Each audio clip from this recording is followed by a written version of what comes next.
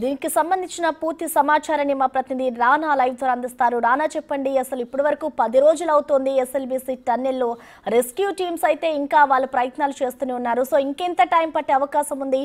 ప్రస్తుతం అక్కడ సిచ్యువేషన్ ఏ విధంగా ఉంది రానా? రాత్రి నుంచి ఇప్పటి వరకు దాదాపు 130 మంది దాకా కూడా ఎస్ఎల్బీసీ టన్నెల్ లోపలికి వెళ్ళారు. ప్రమాదం జరిగినటువంటి ఆ ప్లేస్ దగ్గరికి వెళ్ళారు. ఎందుకంటే ఆ నీరు అనేది ఆ ఊటలాగా ఎక్కువగా వస్తుంది. ఆ బురద అనేది కూడా ఇంకా పెరిగిపోతూనే ఉంది. ఎంతసేపు సింగరేణి కార్మికులు వాళ్ళు కష్టపడుతున్నా కూడా అది ఇంకా వస్తూనే ఉంది. దాంతోపాటు ఈ ప్లాస్మా కట్టర్స్తో ఈ టీబీఎం మిషన్ని వెనుక భాగం ఉన్నటువంటి ప్లేస్ ఏదైతుందో వాళ్ళు కట్ చేస్తున్నప్పటికీ కానీ ఆ వేగం అనేది ఇంకా పెంచాలనేది కూడా అధికారులు వాళ్ళు చెప్తున్నారు. ఎందుకంటే ప్లాస్మా కట్టర్స్తో కూడా కొంతవరకు కూడా ఆ ఐరన్ అనేది కట్ కావట్లేదు అనేసి కూడా వారు చెప్తున్నారు. సో వాళ్ళు చాలా శ్రమిస్తున్నారు. ఇంకోటి ఏమంటే అక్కడ లోపల కాబట్టి ఆక్సిజన్ ప్రాబ్లము, తన హీటు అంతా కూడా ఎక్కువగా ఉంది. సో ఆ సమయంలో వీళ్ళు అక్కడ కట్టింగ్స్ చేస్తున్నప్పుడు చాలా వేడి ఎక్కువగా ఉంది. అక్కడ కూడా చాలా వరకు కూడా రెస్క్యూ ఆపరేషన్ చేస్తున్నటువంటి వారందరూ కూడా ఇబ్బందులు పడుతున్నారని కూడా చెప్తున్నారు. సో ఐరన్ అనేది చాలా స్ట్రాంగ్గా ఉందనేది కూడా వీరు అభిప్రాయపడుతున్నారు. సో మరొక ప్లాస్మాకి సంబంధించిన కట్టర్ ఇంకా కొంచెం హెవీ సైజు ఉన్నటువంటి దాన్ని కూడా తెప్పించాలని కూడా అధికారులు వారు భావిస్తున్నారు. అది మరి కాసేపట్లో కూడా రాబోతుంది. మరోవైపు లెఫ్ట్ సైడ్ కానీ రైట్ సైడ్ కానీ ఈ బురదను కానీ వాళ్ళంతా కూడా తీసి వాళ్ళు వేస్తున్నారు. దాంతోపాటు లోకో ట్రైన్ అనేది కూడా ఆ బురదనంతా కూడా దాంట్లో వేస్తున్నారు కాబట్టి అది లోపలికి వెళ్తున్నది. దాంతోపాటు నిన్న ముఖ్యమంత్రి వచ్చినప్పుడు రోబోల వినియోగం అనేది కూడా కొంచెం వరకు మీరు ఆలోచించండి, ఎంతవరకు కూడా మనకు ఆ వినియోగిస్తే ఫలితం వస్తుందన్న దానిపై కూడా ఒకసారి మీరు దృష్టి పెట్టారనేసి కూడా వారు చెప్పారు. ఎందుకంటే నిన్న ఆర్మీకి సంబంధించినటువంటి అధికారి కానీ బీఆర్ఓకి సంబంధించినటువంటి పరీక్షిత్ మెహ్రా ఆయన ఒక సూచన చేశారు. ఎందుకంటే ఇప్పుడున్నటువంటి పరిస్థితుల్లో చాలా క్లిష్టమైనటువంటి సిచ్యువేషన్స్ అక్కడ ఉన్నాయి కాబట్టి అక్కడ మనుషులు రెస్క్యూలో పాల్గొంటూ వారు ముందుకు వెళ్తున్నా కూడా ఆ ఊబిలో కొంచెం ముందుకు వెళ్ళిపోతే ఊబంతా కూడా వచ్చేస్తుంది. సో వాళ్ళ ప్రాణాలకు కూడా ముప్పు ఉండే అవకాశం ఉంది. సో అక్కడ మాకు ఏం చేయాలో అర్థం కావట్లేదు. సో ప్రత్యామ్నాయమైనటువంటి ఏర్పాట్లు మేము చేయాలనుకున్నా, రైట్ సైడ్ హోల్ పెట్టాలనుకున్నా, లెఫ్ట్ సైడ్ హోల్ పెట్టాలనుకున్నా మరి ఆ ఒక సమస్య అనేది జటిలం అవుతుందో కానీ అది తీరే అవకాశం లేదనేసి కూడా ముఖ్యమంత్రికి వారు చెప్పడము, దాంతో ఆయన ప్రత్యామ్నాయమైనటువంటి అవకాశాలను కూడా మీరు ఆలోచించండి. ముఖ్యంగా ఒకవేళ మనుషులు కానీ వెళ్ళలేకపోతే మాన్యువల్ దీని ప్రకారము మీరు బురద కానీ డీవాటరింగ్ అని అంతా చేస్తున్నా కూడా రోబోల వినియోగం వల్ల కూడా కొంత లోపలికి వెళ్తే ఎంతవరకు పరిష్కారం లభిస్తుందన్న దానిపై కూడా కొంచెం ఆలోచించండి కూడా నిన్న ముఖ్యమంత్రి వారికి సలహాలు సూచనలు కూడా ఇచ్చారు. సో దాని తగ్గట్టుగానే ఇవాళ ఇప్పుడు జేపీ అసోసియేట్స్ సంబంధించినటువంటి చైర్మన్ కూడా టన్నెల్ వద్దకు చేరుకున్నారు. జిల్లా కలెక్టర్ కానీ ఇతర వీళ్ళందరూ కూడా ఆర్మీకి సంబంధించిన నేవీ కానీ ఎన్డీఆర్ఎఫ్ కానీ డిఆర్ఎఫ్ కానీ వీళ్ళందరూ కూడా ఆల్రెడీ అక్కడ ఉన్నారు. సో వాళ్ళందరూ మరొకసారి ఐ స్కెచ్ చేసుకున్నారు. ఎందుకంటే రాత్రి నుంచి ఇప్పటి వరకు జరిగినటువంటి పరిణామాలపైన వాళ్ళు విశ్లేషించుకుంటున్నారు. అత్యంత దగ్గరికి వెళ్ళారు కానీ ఎటు చూసినా ఎటు ముందుకెళ్ళినా కూడా ఈ యొక్క టీబీఎం మిషన్ సంబంధించిన అవశేషాలు, ఆ కూలిపోయినటువంటి అవశేషాలకు మాత్రమే ఎక్కువగా కనపడుతున్నాయి. ఈ 8 మంది జాడ మాత్రం ఇప్పటి వరకు కనపడట్లేదు. ఎన్జీఆర్ఏ వారికి తెచ్చినటువంటి ఈ జీపీఆర్ స్కానర్ మిషన్ కూడా అక్కడ ఈ ఇనుప రాట్లకు సంబంధించిన వాటి మాత్రమే అది కనుగొనింది. ఎందుకంటే ఆ స్పాట్స్ అనేది అక్కడికి వెళ్ళినప్పుడు ముఖ్యంగా ఆ స్పాట్స్ గుర్తించినప్పుడు ఈ ర్యాట్రోల్ మైనర్స్ ఎవరైతున్నారో వారిని అక్కడ లోపలికి పంపించినప్పుడు అక్కడ ఓన్లీ ఐరన్ మాత్రమే దొరుకుతుంది. సో చిక్కుకుపోయినటువంటి 8 మందికి సంబంధించినటువంటి ఎటువంటి సమాచారం లేదు. వారు ఏ ప్లేస్లో చిక్కుకున్నారన్న దానిపై కూడా ఇప్పటి వరకు ఒక స్పష్టత రావటం లేదు. సో ఈ నేపథ్యంలో నిన్న ఎన్డీఆర్ఎఫ్ సిబ్బంది కానీ ర్యాట్రోల్ మైనర్స్ మరికొంత ముందుకి చొచ్చుకుపోవడానికి వాళ్ళు ప్రయత్నించారు. సో ఆ ఊపంతా కూడా మనకు కొంచెం ముందుకు వచ్చినట్టుగా మనకు సమాచారం అవుతుంది. సో చాలా క్లిష్టతరమైనటువంటి రెస్క్యూ ఆపరేషన్ గానే అధికారులందరూ కూడా వారు భావిస్తున్నారు కాబట్టి శతవిధాల వాళ్ళు ప్రయత్నాలు చేస్తూనే ఉన్నారు. దాంతోపాటు ఈ మొత్తం ఈ బురదంతా కూడా తీయడానికి అక్కడ ఉన్నటువంటి కన్వేయర్ బెల్ట్ ఏదవుతుందో అది చాలా వరకు కూడా పాడైపోయింది. దాంతోపాటు రోకో ట్రైన్ సంబంధించిన ట్రాక్ వేస్తారు కదా, ట్రాక్ కూడా చాలా వరకు కూడా పాడైపోయింది. ఎందుకంటే వాటర్ ఎక్కువగా వస్తూనే ఉంది అనమాట, ఫ్లోటింగ్ అనేది పెరుగుతూనే ఉంది. సో దానివల్ల చాలా నెమ్మదిగా వెళ్లాల్సిన అవసరం వచ్చింది. సో ఇప్పుడు అయితే సాయంత్రం వరకు ఈ కన్వేయర్ బెల్ట్ కాస్త రెడీ అయిపోయింది అనుకో, ఈ మొత్తం వాటర్ కానీ మట్టి వాటర్ ఏమో పక్క డివాటరింగ్ చేస్తున్నారు, అంతా కూడా టన్నెల్ నుంచి కూడా బయటకు పంపించేస్తున్నారు. ఈ బురద అనేది కూడా చాలా పేరుకుపోతుంది. ఎప్పటికప్పుడు తీస్తున్నా కానీ అది ఇంకా వస్తూనే ఉంది. సో దానివల్ల చాలా వరకు కూడా అక్కడ రెస్క్యూ ఆపరేషన్లో పాల్గొన్న కార్మికులు వాళ్ళు అలసిపోతున్నారు. ఎందుకంటే అత్యంత కఠినతరమైనటువంటి సిచ్యువేషన్స్ అనేది అక్కడ ఉన్నాయి. ఎందుకంటే నిన్న ముఖ్యమంత్రితో వారు మాట్లాడుతున్నప్పుడు కూడా ప్రతి ఒక్క డిపార్ట్మెంట్ వారికి ఎదురైనటువంటి అత్యంత ప్రతికూలమైనటువంటి అంశాలంతా కూడా సగటులంతా కూడా వారు వివరించినటువంటి విషయాలు తెలిసిందే. సో ఇప్పుడు 8 మందిని కాపాడాలన్నా వారి యొక్క మొత్తం వారిని తీయాలన్నా కూడా చాలా వరకు కూడా సమయం ఉండే అవకాశం ఉంది. ఎందుకంటే ఆ ఒక టీబీఎం మిషన్ అనేది ముందుకు వెళ్ళలేదు, వెనక్కి వెళ్ళలేదు. దాన్ని ఇప్పుడు కటింగ్లు చేసినా కూడా కొంచెం కొంత భాగం ముందుకు తీసినా కూడా చాలా ఇబ్బందికరమైన పరిస్థితి ఊపిలాగా వచ్చేస్తుంది అనేసి కూడా వాళ్ళు చెప్తున్నారు. సో ఇప్పుడు వాటర్ అంతా డీవాటరింగ్ చేసిన తర్వాత కొంచెం తడి అనేది కొంచెం ఆరిన తర్వాత ఆ టీబీఎం మిషన్ కొంచెం కదిపినా కూడా, ఎందుకంటే ప్రొక్లైనర్ ఎప్పటికప్పుడు పని చేస్తూనే ఉంది. ఆ ఊపిలో ఉన్నటువంటి ఆ బురదను తీయడానికి ఎప్పటికప్పుడు పని చేస్తూనే ఉన్నప్పటికీ కానీ మొత్తం అది ఊటలాగా వస్తూనే ఉంది అనేది కూడా వారు అభిప్రాయపడుతున్నారు. చెప్పండి ప్రసన్న. సహాయక చర్యలకు సంబంధించి సీఎం రేవంత్ రెడ్డి కూడా రోబోల్ని వినియోగించండి అంటూ కూడా వాళ్ళకి చెప్పుకొచ్చారు.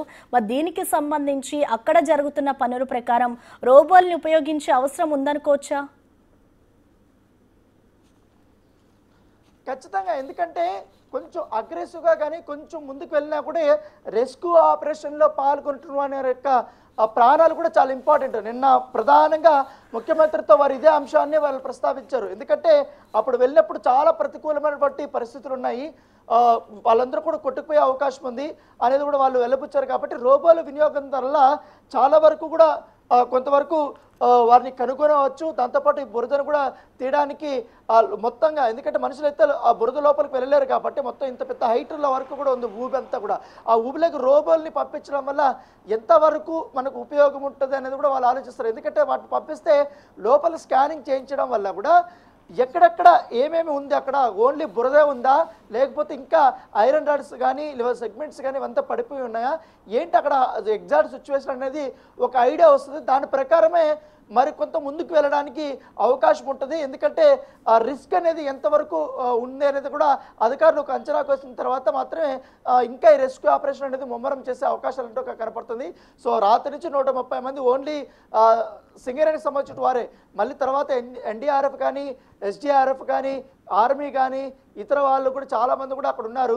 దాంతోపాటు ఈ ఆక్వాయికి సంబంధించినటువంటి పరికరాన్ని కూడా వాళ్ళు ఉపయోగించారు, జీపీఆర్ కూడా ఉపయోగించారు. పైనుంచి కూడా ఎన్జీఆర్ఏ వాళ్ళకి సంబంధించిన వాళ్ళందరూ కూడా పైనుంచి కూడా ఎంతవరకు కూడా ఈ బురద ఉండే అవకాశం ఉంది, వాటర్ ఎంతవరకు ఉంది ఏంటంటే దానిపై కూడా జియోలాజికల్ సంబంధించినటువంటి సర్వే కూడా వాళ్ళు అక్కడ చేశారు.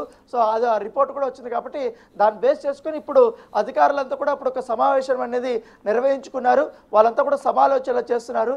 సమాలోచనలు చేసిన తర్వాత ఈ గడ్డి పరిస్థితుల్ని ఈ రెస్క్యూ ఇంకా కొన్ని రోజులు పట్టే అవకాశం ఉంది. కాబట్టి కన్వేర్ బెల్ట్ రిపేర్ చేసినా కూడా బురద బయటకు పంపించినా కూడా ఇంకా సిచ్యువేషన్ చాలా ఎక్కువగా ప్రతికూల పరిస్థితులు ఉన్నాయి. కాబట్టి ఎట్లా దీన్ని అధిగమించాలి, ఎంతవరకు కూడా ఒకవేళ ఇప్పుడు రెస్క్యూలో పాల్గొన్నటువంటి పరిస్థితే వారు ఇంత దారుణంగా ఉంది వాళ్ళది.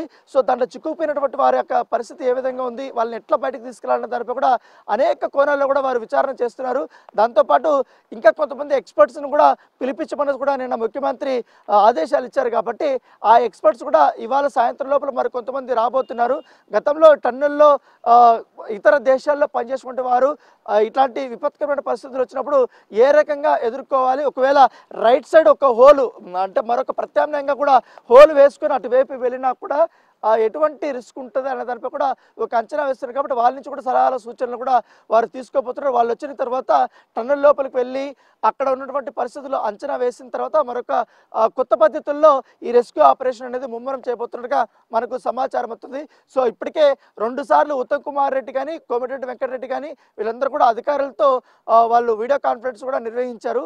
అక్కడ జరుగుతున్నటువంటి ఎగ్జాక్ట్గా పనులు ఆరా తీశారు. దాంతోపాటు ఇప్పటి వరకు చెప్పండి. అక్కడ రెస్క్యూ సిబ్బంది అయితే కట్టర్స్ కానివచ్చు, మిషన్స్ యూజ్ చేస్తూ కూడా అక్కడ ఆపరేషన్ అయితే కొనసాగిస్తుంది. ఒకవేళ ఆ రోబోస్ని యూజ్ చేస్తే ఎన్ని రోజుల్లో పనులు పూర్తయ్యే అవకాశం ఉందనుకోవచ్చు రానా? అంటే ఆపరేషన్ అంతా సక్సెస్ అవుతుంది అనుకోవచ్చా?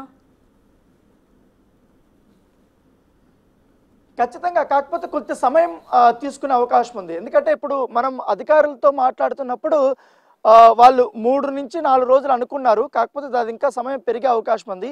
ఒకవేళ రోబోలు వస్తే మాత్రం ఐడెంటిఫై అనేది కూడా చేయగలుగుతారు. ఎగ్జాక్ట్గా అక్కడ ఏముంది, వాటర్ ఎంత లెవెల్లో ఉంది, మడ్ ఎంత వరకు ఉంది, ఈ డెర్బీస్ అవంతా కూడా ఎంతవరకు కూడా ఉన్నాయి, ఎంతవరకు ఫ్లోట్ అయ్యే అవకాశం ఉంది, ఆ స్కాన్ చేయించడం వల్ల కూడా ఎందుకంటే మనుషులు వెళ్ళలేరు కాబట్టి రోబోల్ని వినియోగించడం, 2-3 రోబోల్ని ఒక్కసారిగా ఒక సైడ్ నుంచి పోతే ఎట్లా ఉంటుంది అనేది కూడా ఒక అంచనా వేసిన తర్వాత మాత్రమే ప్రత్యేకంగా ఆలోచించాల్సిన అవసరం ఉంది. కాకపోతే రోబోల వినియోగం వల్ల చాలా ఉపయోగం ఉంటుందనేసి కూడా అధికారులు భావిస్తున్నారు. ఎందుకంటే ఇప్పుడు ఆ ఊపిలో మనిషి వెళ్ళే అవకాశమే లేదు, ఎందుకంటే అంత దారుణమైనటువంటి సిచ్యువేషన్ ఉంది. సో దాన్ని పంపిస్తే మాత్రం మనకు ఉపయోగం ఉంటుందని కూడా చెప్తున్నారు.